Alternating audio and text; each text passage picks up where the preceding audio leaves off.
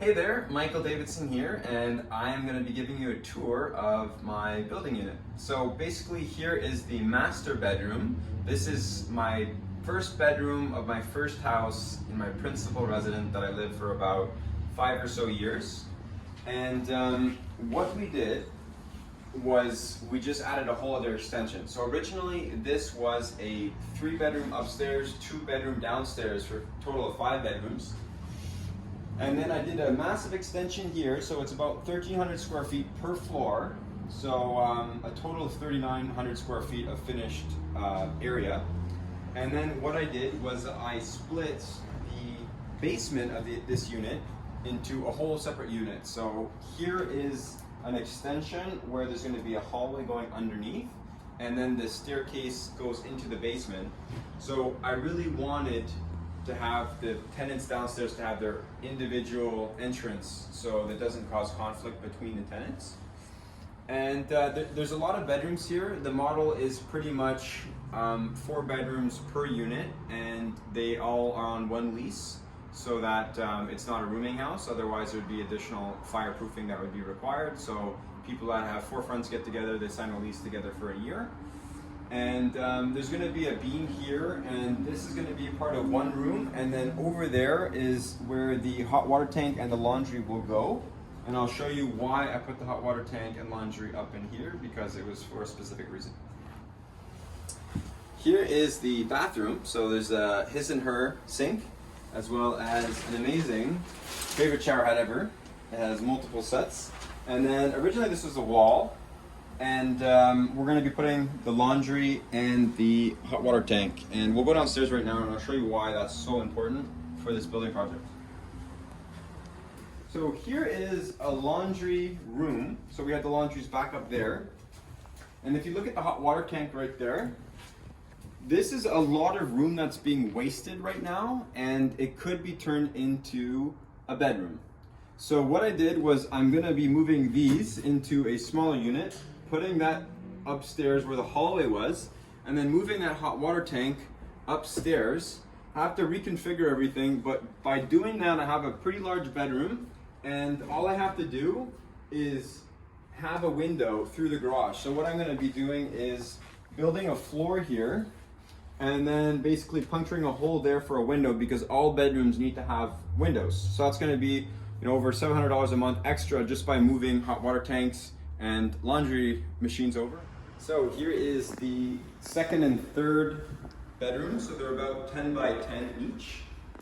And we're going to be repainting everything and getting it up to modern times before we do the furnished rental. So I'll show you guys downstairs.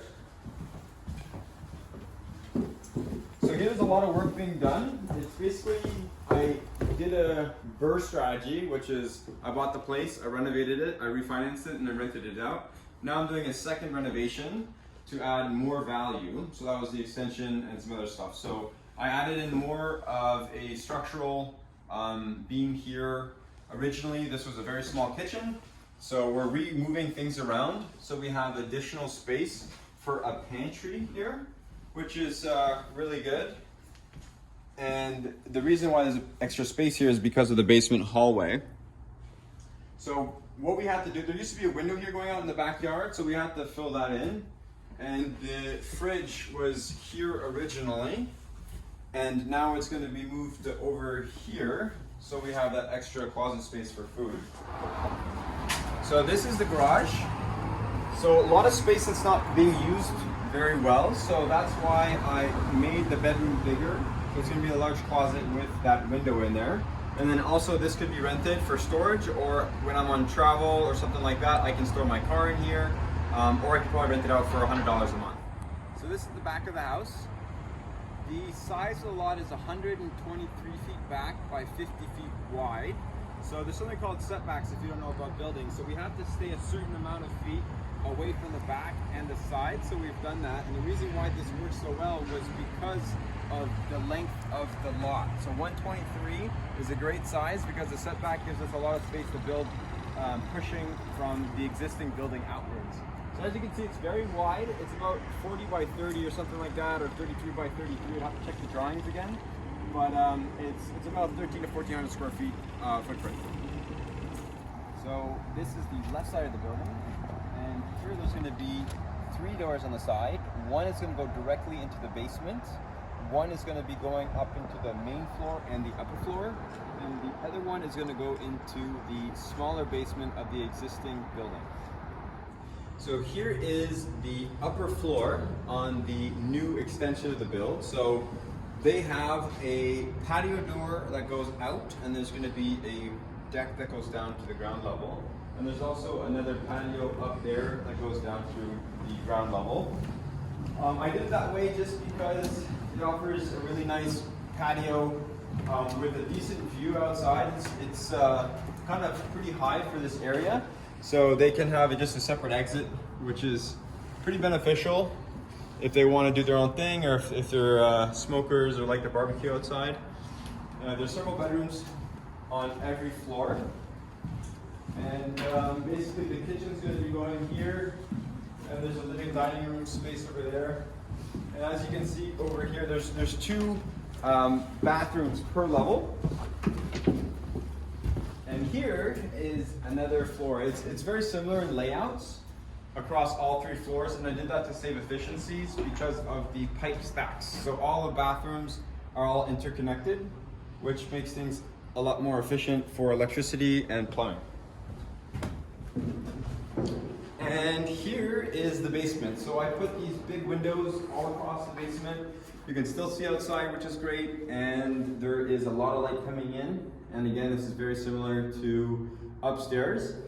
I thought about where everything would be going for electrical and mechanical. So they're very high ceilings for a basement, and I extended it as high as possible, thinking about the maximum height that was allowable with the roof. So we really extended it pretty high in the basement, so it'll feel like just a ground level floor. So there's the entrance for the basement of the existing unit. So I'm going to turn the camera around, and there's going to be some stairs that go down, and then there's going to be a nice kitchen over here, and then there's going to be dining room, living room area here, and then there's 2 pretty decent sized bedrooms. I think it's 10 by 12 or 10 by 11. And then you have a closet space there, and then your bathroom with washer and dryer included there. And you have a nice big window right there to get a lot of light in. So this was my first development project. As you can see here, there is a whole other building on top of this building. So there's a lot that went in with the design, the engineering, and I can talk a bit about that more during a presentation that I'll probably amalgamate all that information.